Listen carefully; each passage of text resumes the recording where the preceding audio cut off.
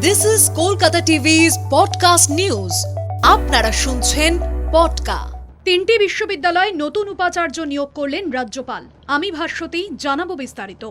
তিনটি বিশ্ববিদ্যালয়ে নতুন উপাচার্য নিয়োগ করলেন আচার্য তথা রাজ্যপাল সিভি আনন্দ বোস। সোমবার সন্ধে রাজভবন সূত্রে নয়া নিয়োগের কথা জানা গিয়েছে। এর মধ্যে একই সঙ্গে হুগলির তারকেশ্বরের রানী রাসমণি গ্রিন বিশ্ববিদ্যালয় এবং উত্তর চব্বিশ পরগনার ঠাকুরনগরের হরিচাঁদ গুরুচাঁদ বিশ্ববিদ্যালয়ের উপাচার্যের দায়িত্ব পেয়েছেন অধ্যাপক আশুতোষ ঘোষ। ঝাড়গ্রামের সাধু রূপচাঁদ মুর্মু বিশ্ববিদ্যালয়ের উপাচার্য পদে নিয়োগ করা হয়েছে অধ্যাপক কল্লোল পালকে।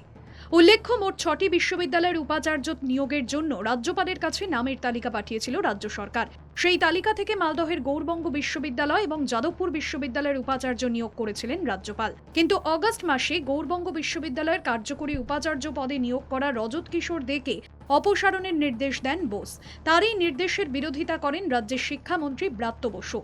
তারই মধ্যে সোমবার নতুন উপাচার্য নিয়োগ করলেন তিনি। স্বাভাবিকভাবে শুরু হয়েছে জল্পনা। শুনুন পডকা, রাত দিন 7 দিন।